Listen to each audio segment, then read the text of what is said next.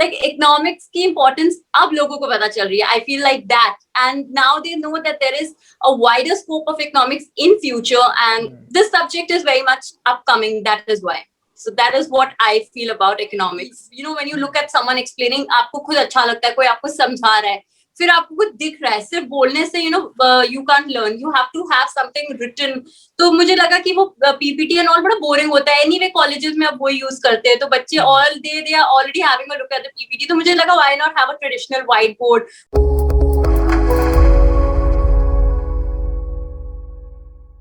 Scarcity की बात कर रहे थे ना हम, और लिमिटेड रिसोर्सेज सारी कंट्रीज के पास. तो नेचुरल रिसोर्सेज जो है वो African countries specially Zimbabwe, Kenya, वो सारी कंट्रीज के पास बहुत सारी नेचुरल रिसोर्सेज है, बहुत सारी चीजें उनके पास, लेकिन फिर भी there economy is ripped apart you know because of the politics. तो क्योंकि वो हमेशा रहता है ना कि इकोनॉमीज जो होते हैं, जैसे अभी थोड़े टाइम पहले लास्ट ईयर ऐसा प्रिडिक्शन था कि नेक्स्ट ईयर जो है इंडिया का जीडीपी ग्रोथ इतने परसेंटेज होगा, फिर जैसे सेकंड वेव आई तो वो परसेंटेज में चेंजेस हुए. और इकोनॉमिक्स जो है वो ऑब्जेक्टिवली सोच के, जितने रिसोर्सेज है उसके हिसाब से ऑब्जेक्टिवली सोच के, थियरीज के हिसाब से प्रिडिक्ट करते हैं ना कि ये हो सकता है, ये पॉसिबिलिटी है. लेकिन जहां पर बीच में पॉलिटिक्स आ जाएगा तो फिर वो तो सारी कंट्रीज डील कैसे करेगी? क्योंकि जैसे जिम्बाब्वे के साथ हो रहा है ना कि उनके पास सारे रिसोर्सेज हैं लेकिन फिर भी there economy is not doing well. हाँ, तो वो वहां पर इकोनॉमिक्स जो है वो कैसे सेव कर सकता है किसी को?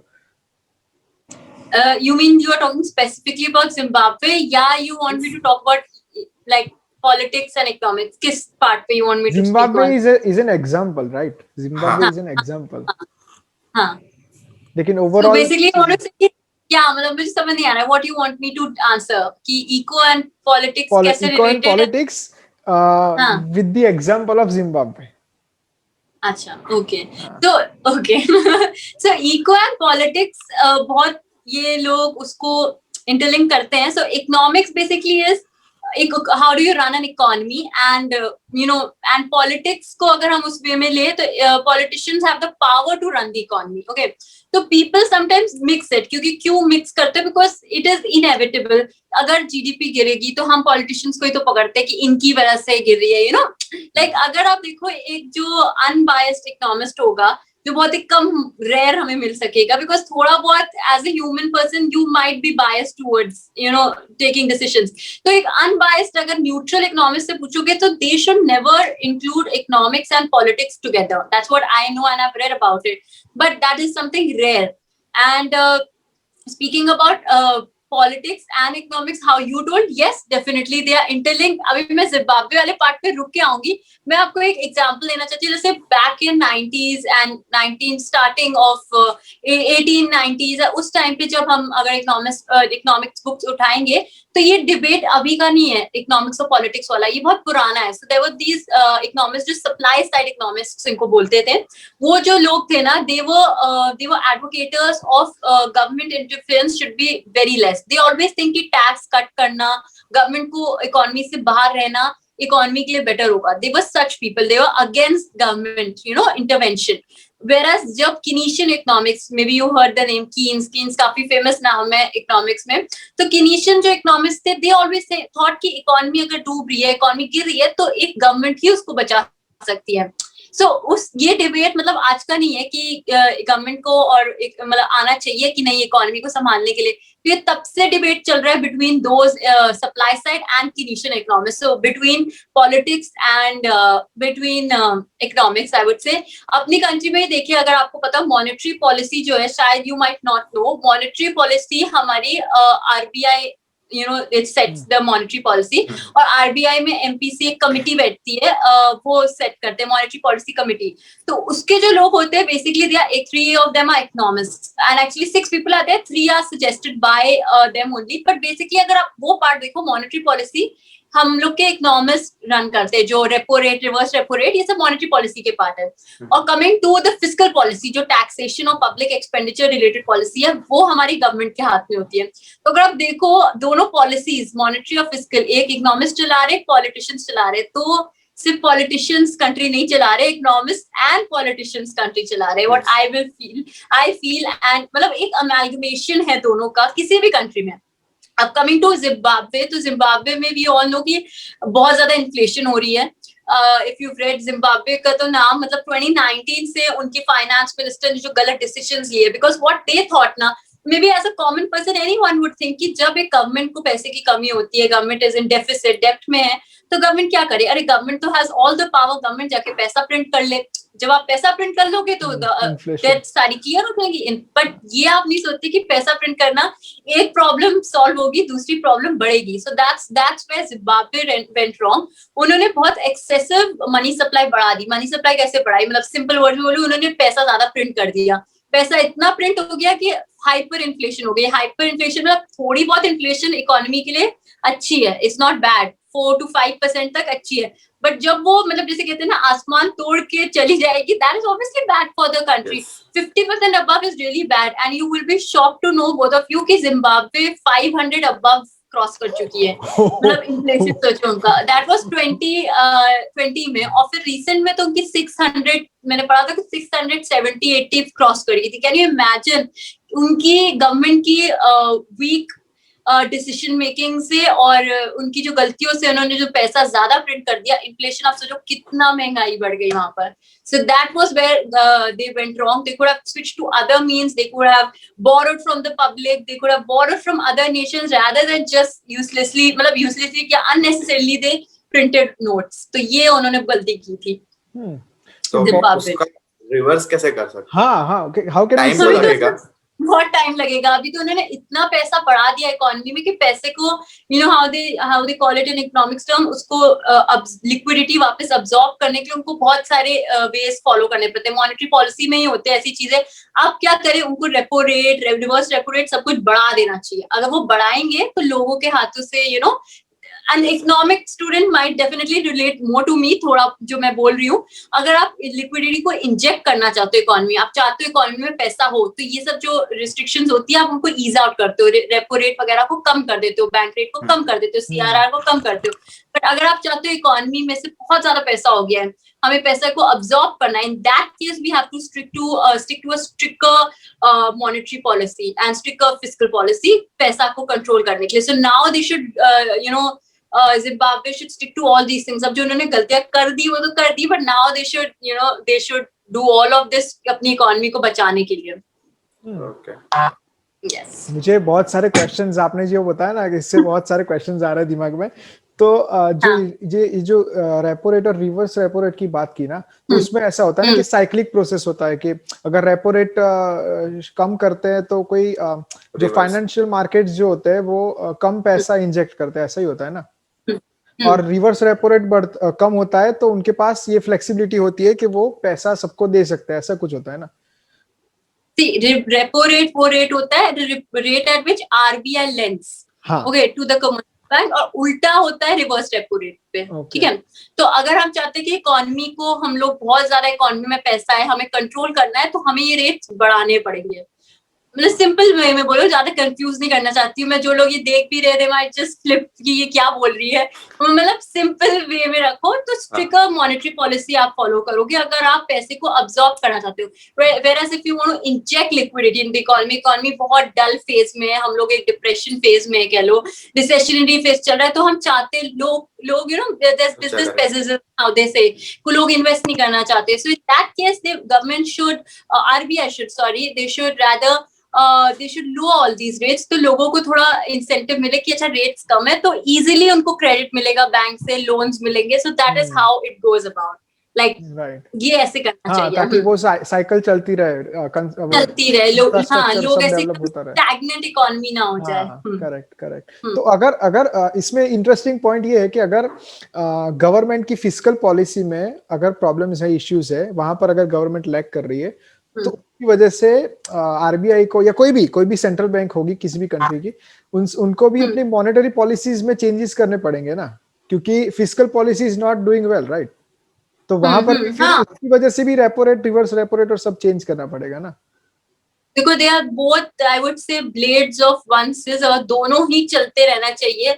और अभी मैं बहुत ज्यादा इकोनॉमिक डेप्थ में नहीं जाऊंगी, पर बहुत एक चीज होती है लिक्विडिटी ट्रैप करके, मैं उसको भी एक्सप्लेन नहीं कर रही हूँ, पर एक सिचुएशन होता है, तो उस पॉइंट पे हमारी कंट्री, हमारी इकोनॉमी ऐसे पॉइंट पहुंच जाती है जहां मॉनेटरी पॉलिसी इनइफेक्टिव होती है, तो तब फिस्कल ही काम आती है। So both of them have to function, मतलब ये मैं कभी नहीं कहूंगी कि मॉनेटरी अच्छी है फिस्कल अच्छी है, दोनों जरूरी है for an economy. And there is a situation, एक क्राउडिंग आउट इफेक्ट आता है जिसपे फिस्कल पॉलिसी का कुछ काम नहीं होता है। फिस्कल पॉलिसी को आप कुछ भी ऊपर नीचे कर लो, it will be ineffective. At that point the monetary policy steps in. तो दोनों का साथ में फंक्शनिंग करनी पड़ेगी for an economy to progress.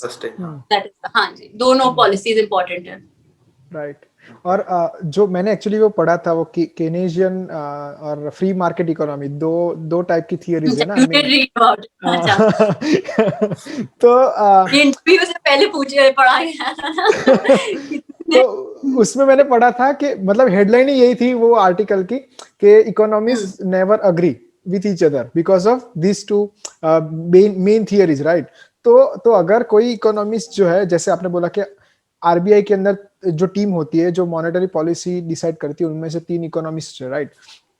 तो अगर कोई ऐसा है जो फ्री मार्केट इकोनॉमी में बिलीव करता है, कोई ऐसा है जो कीनेजियन वे ऑफ मार्केट में बिलीव करता है, तो अगर दो अगर अलग आइडियोलॉजी वाले इकोनॉमिस्ट अगर इकट्ठा होते हैं, जो कभी आर्गुमेंट में एक दूसरे को मतलब हराने के बारे में सोचते हो, तो वो कैसे, तो how will they work in synergy, how will they create something that can benefit all the. वो फिर मेजॉरिटी पे डिपेंड करेगा ना, जितने मतलब कितने लोग क्या वो कर रहे हैं। अगर ज्यादा लोग उसके लिए देखो, क्योंकि इकोनॉमिक्स अगर आप पढ़ोगे, कोई भी थ्योरी हो ना, जानबूझ के उस थ्योरी को रिफ्यूट किया गया है, क्योंकि दूसरे इकोनॉमिक्स को लग रहा था वो सही नहीं है। और वो थ्योरीज भी आज भी हम पढ़ते हैं, इट मींस उनमें कुछ तो वैल्यू है, बट लास्ट में जितनी भी अच्छी थ्योरी हो, लास्ट में क्रिटिसिज्म पार्ट तो आ ही जाता है, एंड उसी को क्रिटिसाइज करते हुए एक नई थ्योरी आती है, फिर वो थ्योरी लगता है बहुत अच्छी है, लास्ट में उसके भी क्रिटिसिज्म आते हैं। ऐसे करते करते बच्चे तो कहेंगे फालतू में क्रिटिसाइज करते, अगर नहीं करते तो नई थ्योरीज नहीं आती और हमें पढ़ना नहीं पड़ता।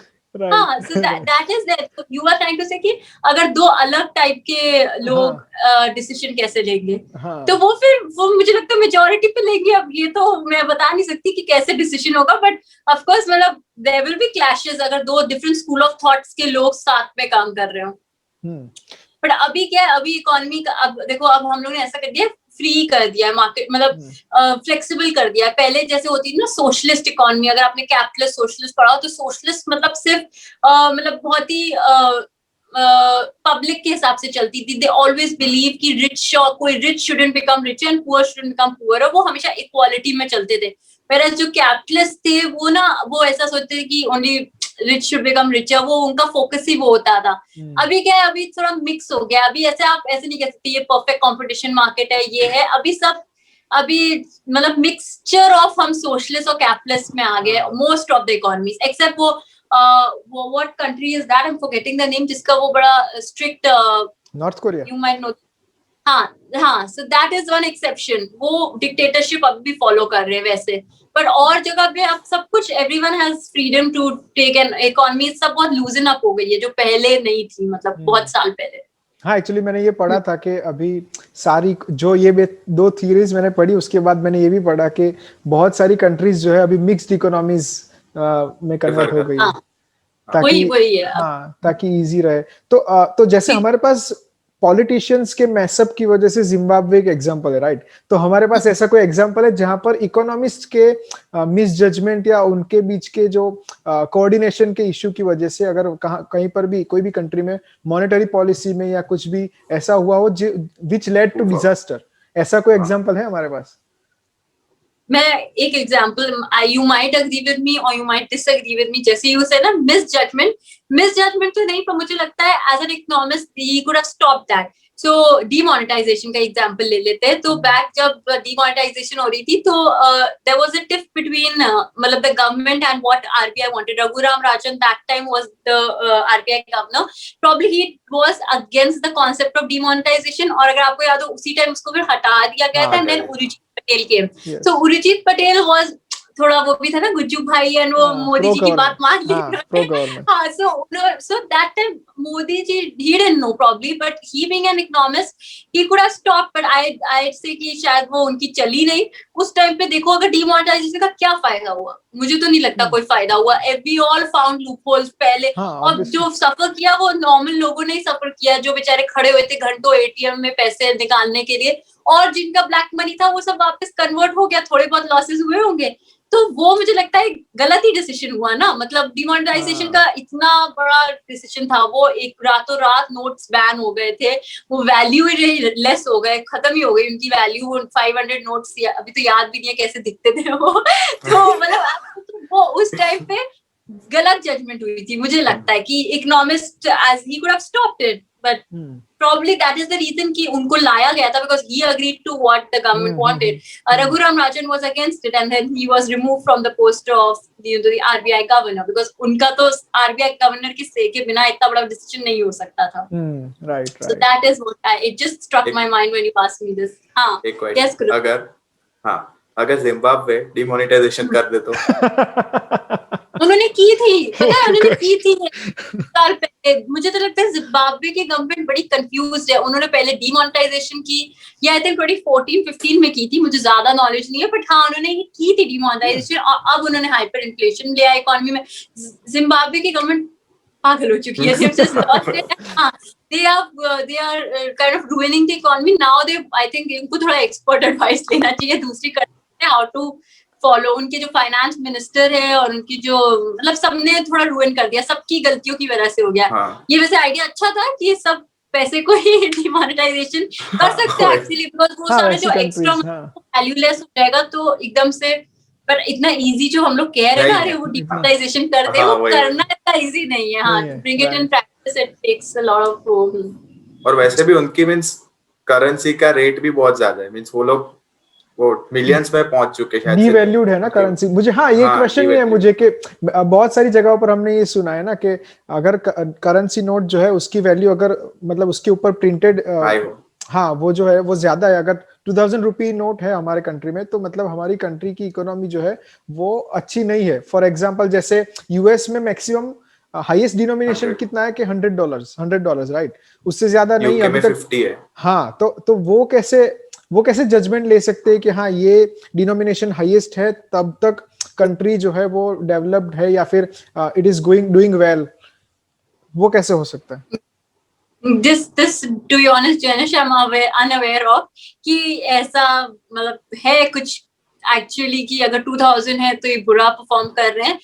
प्रॉब्ली उस टाइम पे 2000 का नोट इसी ने निकाला, क्योंकि मतलब दे बैनिंग 500 और 1000, तो कुछ तो लोगों के लिए चाहिए ही होगा, तो निकाला होगा। But I am not very sure, hence I don't want to comment on this particular thing कि कैसे ये डिसीजन लेंगे कि इतने का। वैसे तो कहते हैं ना ज्यादा आप बड़े नोट से निकालोगे। जब 2000 का नोट आया क्या हुआ, उसकी जो गड्डी थी वो छोटी सी हो गई और इजीली ब्लैक मार्केटिंग होने लग गई थी। तो प्रॉब्ली इसी रीजन से वो डिनोमिनेशन कम रखते हो कि ज्यादा फिर आप इजीली मतलब उसको कर दे नहीं सकते हो ना किसी को। I don't know, that might be a reason, I am not very sure about this particular thing. Right. तो ब्लैक मार्केट ये प्रैक्टिकल यूज आपने अच्छा बताया है ना कि 2000 का इजीली अंडर द टेबल चला गया। अब आप नोट का उतना अमाउंट दो जितना आप दे रहे हो, 2 लाख रुपए, 2000 का दोगे इतना छोटा सा बनेगा, और 100 के नोट्स का दोगे तो कितना वो कंबर्सम और वॉल्यूम में ज्यादा होगा। तो ये मेरे मतलब कॉमन लॉजिक के हिसाब से आता है। आई don't know how true is this fact. उससे मुझे एक बहुत इंटरेस्टिंग पॉइंट मेरे दिमाग में बहुत सारे क्वेश्चंस आ रहे हैं। तो ये क्वेश्चन है कि जो हम ब्लैक मार्केट की बात कर रहे थे ना, कि अगर कुछ चीजें इलीगल है और उसके बारे में मतलब उसका चैनलाइज नहीं हुआ, वो गवर्नमेंट ने अप्रूव नहीं किया, तो उसकी वजह से वो जो अगर वो पैसा मार्केट में होगा भी फिर भी वो it would be unaccountable right, तो उसका कोई बेनिफिट नहीं होगा गवर्नमेंट को, कुछ भी कंट्री को बेनिफिट नहीं होगा। तो अगर हम कुछ चीजें लीगलाइज करते हैं, फॉर एग्जांपल जैसे इंडिया में drugs are illegal right, India में बहुत सारे स्टेट्स में ड्रिंकिंग हाँ लीकर इज ऑल्सो इलीगल। तो अगर हम उन चीजों को अगर लीगल करते हैं तो उससे कुछ बेनिफिट होगा इकोनॉमी को, क्योंकि हम बहुत बार ऐसे सोचते हैं कि अगर इसको लीगल कर दिया इन सारी चीजों को, तो गवर्नमेंट को बेनिफिट होगा वो टैक्स के फॉर्म में उसको कलेक्ट कर सकते हैं। हाँ, तो वो एक्चुअल में ऐसा कुछ हो सकता है अगर सब कुछ लीगल हो जाए, मतलब क्या बेनिफिट्स हो सकते अगर हैं? आप सिगरेट को इलीगल कर दो तो गवर्नमेंट कितनी लॉस में आ जाएगी, क्योंकि कितना रेवेन्यू मिलता है उनको सिगरेट से, और मतलब अल्कोहल से भी they get lot of revenue. बीच में वो याद है आपको जो लास्ट ईयर इतना पैंडेमिक चल रहा था और बीच में उन्होंने लिकर शॉप्स खोली थी, क्योंकि उनको कितने 2 या 3 दिन में कितने करोड़ों उन्होंने कमा लिए थे गवर्नमेंट ने, और पीपल वो mad after it, they went and just purchase even at double triple rates. तो अच्छा, लीगल इलीगल पे आए, अगर आप ट्राई करो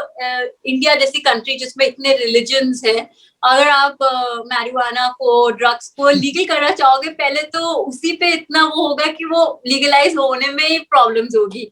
लीगल कर देंगे तो ऑफ कोर्स रेवेन्यू तो गवर्नमेंट का बढ़ेगा, पर गवर्नमेंट को और भी तो चीजें देखनी है। उनके जितने भक्त है वो सारे उनके अगेंस्ट चले जाएंगे। हमारी कंट्री में तो कुछ भी छोटा सा डिसीजन भी लो ना तो रिलीजन आ रहा था। मूवी का ही नाम अगर कुछ ऐसा होता है तो लोग इतना दिल पे ले लेते हैं, अरे ये मूवी में ऐसा दिखा रहे हैं, हमारे कल्चर को डिमीन कर रहे हैं। तो आप इमेजिन करके देखो कि ड्रग्स अगर लीगल कर दे तो क्या होने वाला है। पहले तो वॉर होने वाली है, मुझे ऐसा लग रहा है। बहुत मुश्किल है, मतलब हम लोग जैसे सोचो ना, हमारी पॉपुलेशन इतनी ज्यादा है, 133 करोड़ इतनी पॉपुलेशन है हमारी, तो उनके लिए एक डिसीजन ये लेना कि ड्रग्स को लीगल कर दो, of course it will benefit the government, revenue तो बहुत आएगा, बट करना भी तो मुश्किल है ना, like people will be very against it. हाँ, इंडिया में तो आई उसकी डोंट, वजह से हाँ, मतलब वो है सेंटिमेंट्स के पॉइंट ऑफ व्यू से यार, ऑफेंड होने के पॉइंट ऑफ व्यू से वो सारी चीजें, लेकिन इकोनॉमी के पॉइंट ऑफ व्यू से अगर हम देखें तो बहुत सारी चीजें, सिर्फ ड्रग्स की बात नहीं है, लीकर की भी बात है, बहुत सारी चीजें। मैं एक एग्जांपल देता हूँ, जैसे स्पेशली मींस गुजरात में ये रहता है कि ब्लैक में लिकर बहुत बिकती है, और अगर हम उसी को ही ऐसे लीगलाइज कर दे तो गवर्नमेंट को तो फायदा हो ही रहा है। हाँ, लोग तो वैसे भी और ऐसा तो जो कंज्यूम करना है वो करने ही वाला है ना, वो थोड़ी चेंज हो जाएगा। अगर मुझे पसंद नहीं है कुछ चीज तो वो लीगल हो या इलीगल में नहीं करने वाला, अगर किसी को पसंद है तो वो कंज्यूम करने ही वाला, तो व्हाई नॉट गेट बेनिफिट। उसकी डिमांड वही रहेगी, inelastic, how they call it, economics की कुछ भी हो वो करेगा, कितना महंगा भी हो लोग खरीदेंगे। इफ यू आर एडिक्टेड और हैबिचुएटेड टू इट तो आप मतलब यूज करोगे, ये बात तो सही है। अब जैसे गुजरात के लिए you said, I believe you both are from Gujarat, so you will know कि गुजरात में बल्कि बैन है अल्कोहल, बट गुजरात में सबसे मैक्सिमम सेल है। आयरनी देखो कितना मुझे तो लगता है फालतू में ही बैन किया था। क्यों बैन किया था, वो उनके अपने पर्सनल रीजंस है, सेंटिमेंट्स है, पर ऐसा तो नहीं है कि उन्होंने बैन कर दिया तो लोग ड्रिंक करना छोड़ दिया लोगों ने। वहां पर ज्यादा लोग पीते हैं आई फील, और अदर स्टेट से छुपा के। तो दैट्स मतलब what did Krunal you want to ask me basically? नहीं, मैं तो वही बोल रहा हूँ, उससे कुछ फायदा नहीं है। यहाँ पर भी लगता है कि तो करना है वो करेगा। हाँ, वो स्टेटस ड्रिवन सोसाइटी वाला कॉन्सेप्ट अगेन आ जाता है कि हमें हिपोक्रेसी इतनी है हमारी सोसाइटी में कि हमें दिखाना नहीं है कि हम ऐसा कुछ कर रहे हैं, और कोई अगर कर रहा है तो हम उसको विल शेम देम कि हाँ आप ये कैसे कर सकते हो, कर रहे हो। हाँ वही फैमिली कितने लोग हैं अपनी फैमिली को, they can't openly go and tell कि आई ड्रिंक और I do that, but they all are doing, right. तो वो तो हमारे यहाँ तो ये चलता ही है। इंडिया में बाहर देखो सब लोग कितने ओपन होते हैं अपने सब फैमिलीज के साथ भी, but then of course they don't have the cultures and values which we have also. Correct. So pros and cons तो हर ही चीज के हैं। हाँ, right. जिस तरह आप इंटरनेशनल ट्रेड के ऊपर आप पढ़ाई कर रहे हो, इन सब के जो पीएचडी है उसके आप परस्यू कर रहे हो, तो जैसे 2018-19 में जब ट्रम्प की गवर्नमेंट थी, तब वो लोग ने कैसा ट्रेड बैन कर दिया था चाइना के साथ। तो ऐसा होता है कि इनिशियली वो चीज बहुत इफेक्ट करती है, बट अगर ये चीज वैसी ही रहे, जैसे बैन ही रहेगा ट्रेड, तो कितना इफेक्ट करेगा, जैसे क्या बोलते, रिसोर्सेज में फर्क पड़ेगा, या फिर सर्विसेज जो भी प्रोवाइड करते हैं उसमें कितना फर्क पड़ता है, और इकोनॉमी पे उस पे क्या इफेक्ट्स रहते हैं। मतलब जैसे अभी हर एक चीज में ऐसा हो गया ना कि बॉयकॉट कल्चर भी चल रहा है, और सब लोग खुश होते हैं कि अगर कुछ, लास्ट ईयर हमने जैसे इंडिया ने बहुत सारे apps they were hazardous to our privacy and stuff, वो तो पॉइंट सही है, लेकिन बहुत सारी चीजों में ऐसा हो गया ना कि अगर एक कंट्री दूसरी कंट्री को, जैसे हमने हुआवेई को 5G के लिए मना कर दिया क्योंकि they were they were you know against हाँ against our policy and data privacy का इश्यू था, बहुत सारी चीजें थी। तो ये कुछ कुछ चीजों की वजह से अगर हम ट्रेडिंग ही बैन कर दे, अगर कोई इंटरनेशनल ट्रेड बंद हो जाए, सारी कंट्रीज ऐसे करने लगे, तो वो कितना सस्टेनेबल होगा? मतलब इज दिस रेकमेंडेड दोनों कंट्रीज के लिए? हाँ, वो कैसे फिर करना चाहिए? नहीं, ट्रेड तो देखो अभी हम वापस पैसे उस पे जा रहे हैं। ट्रेड तो is a very good thing. अब मैंने पीछे एक थ्योरी बनाई थी, तो पहले यही होता था, पहले कोई कंट्री किसी कंट्री से ट्रेड नहीं करती थी। धीरे धीरे हम लोग ओपन अप हुए, मतलब वो मर्केंटिलिज्म एक कॉन्सेप्ट था जो उसमें सब कहते थे कि सिर्फ आप एक्सपोर्ट करिए, इंपोर्ट मत करो, but that is not possible, right? जब आप एक्सपोर्ट कर रहे हो, दूसरी कंट्री भी इंपोर्ट कर रही है ना आपका गुड। तो पहले ऐसे ही होता था बहुत साल पहले 1700 में, और फिर धीरे धीरे हम लोग ट्रेड को ओपन अप किया। ट्रेड इन एनी फॉर्म, बस एक वर्ड बोलूंगी मैं, ज्यादा कुछ टफ नहीं terminology, positive sum gain, that is it is a gain for both the countries. ऐसा नहीं है कि जो एक्सपोर्ट करिए या जो इंपोर्ट करिए, सब कंट्रीज के लिए गेन है ट्रेड करना। और अभी हम अगर वापस उस वे में चले जाएंगे, sticking to our own cocoon, not trading, तो प्रॉब्लम्स होगी। अच्छा, coming to India, coming to China and US, उनके रिलेशनशिप्स काफी स्ट्रेन हुआ था बिकॉज ऑफ जो उनकी प्रॉब्लम्स थी, उनको सिक्योरिटी इश्यूज थे। चाइना थोड़ा ऐसा है ना, हम अपने रूल्स फॉलो करेंगे। China wasn't following the norms set by World Trade Organization, WTO के नॉर्म्स नहीं सेट करे थे, इसीलिए एक उनको बहुत बड़ा सेटबैक करने के लिए यूएस ने बैन कर दिया था। और लास्ट ईयर इंडिया के साथ भी ये हुआ था। इंडिया के मुझे लगता है 2 रीजंस थे। एक तो ऑफकोर्स सिक्योरिटी रीजन था, जब वो हमारी सारी पबजी, स्टीम, जो ज्यादा फेमस सारी एप्स बैन हुई थी, कैम, स्कैनो, ऑल ऑफ दैट। और एक जो लास्ट ईयर इंसिडेंट भी हुआ था, फिर रिमेंबर गैल्वन वैली इंसिडेंट जो हुआ था, दैट वाज आल्सो, कहते थे उसी टाइम पे बैन हुआ था। तो जो हमारे पाकिस्तानी एक्टर्स का आना, ये सब इंडिया और चाइना की स्ट्रेन्ड रिलेशनशिप्स की वजह से हुआ था। बट मुझे ऐसा लगता है लोग उस टाइम बहुत वो कर रहा था, वोकल फॉर लोकल, कि हमें अपना गुड बनाना चाहिए। बट अभी आपके पास रिसोर्सेज है बनाने के, आप उस प्राइस पे बना के दिखाओ, चाइना वाले प्राइस पे। मतलब आप अपने रूम में ही देखो, एक सिंपल सा फोटो फ्रेम ही उठा लो, चलो मैं बहुत सिंपल चीज बोल रही हूँ, पीछे देखोगे लिखा होगा मेड इन चाइना। तो एक छोटी से छोटी चीज अपनी हमारी कंट्री में चाइना से आ रही है, तो आप बैन तो जरूर कर रहे हो, बहुत अच्छी चीज है। आई वुड से कि आप सेल्फ सस्टेनेबल हो, आप खुद बना रहे हो, पर क्या आप उस प्राइस पे बना पाओगे? अभी आपके पास रिसोर्सेज है बनाने के लिए, मतलब we need to work on that first, फिर बैन जरूर करो। अपनी कंट्री में आप जो बना सकते हो वो तो बहुत ही अच्छा है, आप मतलब। बट जैसे चाइना के जो प्राइस के आपको जो इलेक्ट्रॉनिक्स मिलते हैं और हमारे इंडिया के इलेक्ट्रॉनिक्स, देखो लोग तो वही चाहेंगे ना, जो सस्ता है वो बिकता है, जैसे एवरीवन कैन अफोर्ड आल्सो। तो फेरी लाइट सी जो दिवाली में लगती है, वो कितनी सस्ती होती है, 20-30 रुपए की मिलती है, और इंडियन वही लाइट्स आपको मिलती है अराउंड 100-120। तो एक नॉर्मल इंसान क्यों सोचे ना, वो क्यों सोचेगा कि हमारी इकोनॉमी को चाइना से फायदा हो रहा है, कि हमें इंडियन गुड से, उनको तो बस एक दिवाली पे लाइट्स लगानी है और हटा देनी है, लाइक दैट, नो। तो मुझे वो है कि अपने पास पहले इतना सब्स्टिट्यूट गुड है उनका, उस चीज का आप बैन करो। अब तो चाइना की तो हरकतें ऐसी है जो सब कंट्रीज उसको डिबार करी। अब तो कोविड ने और भी मतलब वो बढ़ा दिया, because covid was there, China की देन थी, आई वुड से, कोविड भी। सो वो सब प्रॉब्लम्स है, पर ऐसा नहीं है कि बैन है। लास्ट ईयर बहुत स्ट्रिक्ट था, मुझे तो लगता है ऑफकोर्स मतलब कम हुई होंगी, पर अभी भी हम लोग वहां से इम्पोर्ट कर रहे हैं। अब चाइनीज प्रोडक्ट्स अगर बंद हो जाए तो बहुत ज्यादा प्रॉब्लम भी होगी हमारी कंट्री में। उतने सस्ता में मिलना मुश्किल है अपनी कंट्री में, ये बात है। हाँ, एक्चुअली मैंने ये पढ़ा था कि 1980s के बाद वहां पर जो ड्रॉट आया था, और तब सारी कंट्रीज ने चाइना को कॉर्नर किया था। तब से उन लोगों ने ऐसा स्टार्ट किया कि जितनी भी उनकी पॉपुलेशन है उन सबको वो यूटिलाइज करते हैं as a labour to produce as many products, as many goods as possible. तो उसकी वजह से वहां पर उन लोगों ने स्पेशल इकोनॉमिक जोन्स बनाए, बहुत सारी चीजें की, और बहुत सारी कंट्रीज को फिर वेलकम किया। तो आज भी एप्पल से लेके बड़ी बड़ी कंट्रीज, टेस्ला भी वहां पर जाती है असेंबली के लिए, एप्पल भी जाती है असेंबली के लिए। तो उनको रिप्लेस करना थोड़ा डिफिकल्ट तो है। और मैंने एक्चुअली एडम स्मिथ का ये कोट पढ़ा था। Adam Smith was one of the finest economist. उन्होंने बहुत सारी थियरीज दी कि self sufficiency is inefficiency, कि it will lead to poor nations if everyone starts behaving कि हम सिर्फ self sufficient रहेंगे और ट्रेडिंग नहीं करेंगे।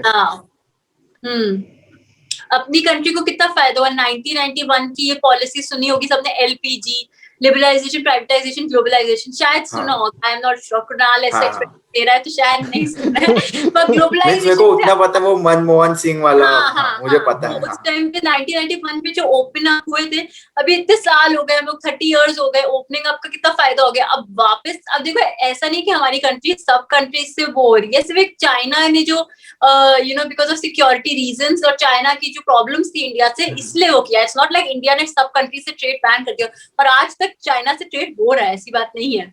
लिमिट हो गया होगा बट हो तो रहा ही। अगर नहीं हो रहा होता तो एक साल से हम फंक्शन कैसे कर रहे होते, मुझे तो ये लगता है। वही ना, right. So trade is there, and international trade के मतलब अभी चेंजेस हो जाते हैं, क्योंकि वो रूल सेट करती है WTO की क्या आपके क्या करता है, क्या नहीं आप ट्रेड कर सकते हो, कितने परसेंटेज ट्रेड कर सकते हो।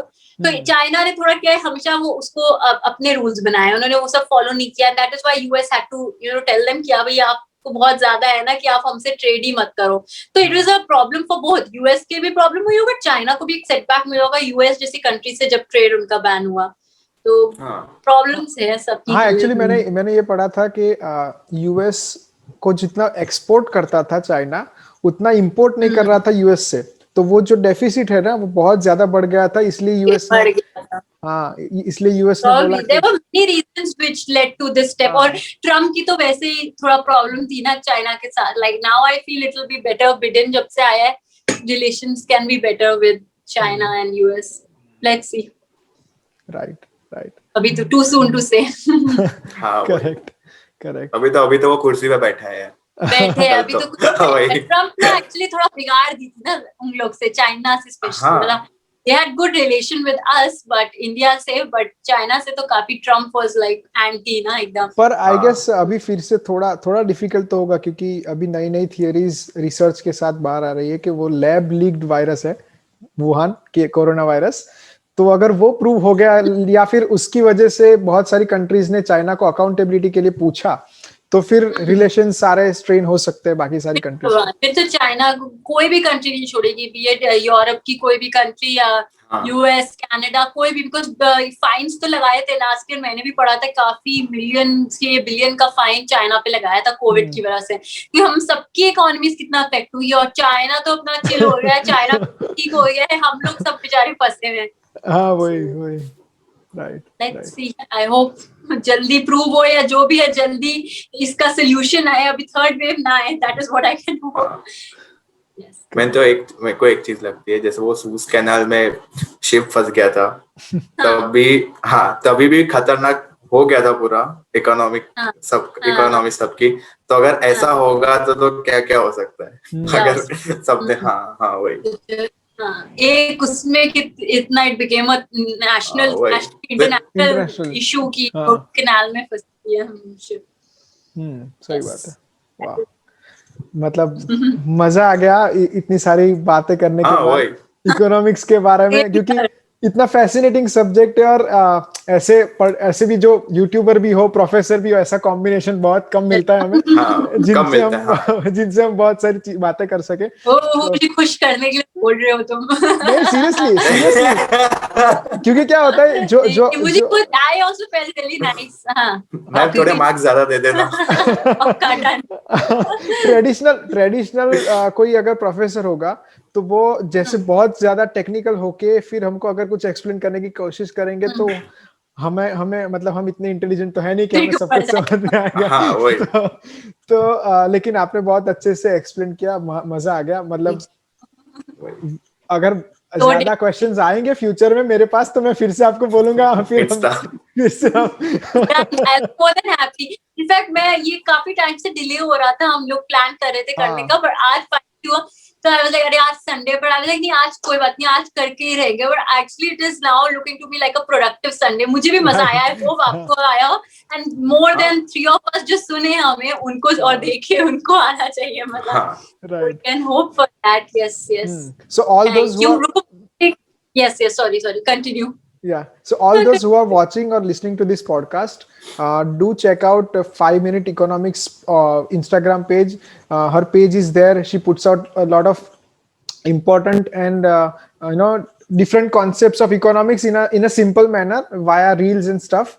And she also has her YouTube channel, so you can subscribe and follow her there as well. All the links are given in the description, and you can see them on your screen as well. And thank you, Krunal. Thank you, Vidhi, for joining us today. Thank you. Okay, you can also check out all the podcasts of ours. They are available on every single audio streaming platform, be it Amazon, be it Spotify, Apple, Google. We are available everywhere. You can also check out our you can also check out our YouTube channel, and you can like, share, and subscribe to this video, and also to our channel. And make sure that you stay safe, you stay home. And also, if you need any kind of help related to digital marketing, to website development, content creation, RiffScript is there. Bye-bye. Good night, good morning, Bye. good afternoon. Thank you so much for watching. I hope we could entertain you and also give you some knowledge. So I would say that. And yes, hope to see you guys soon. That's how I always say in my videos. So bye, Dinesh. Bye, Krunal. Bye-bye. Thank you. Thank you.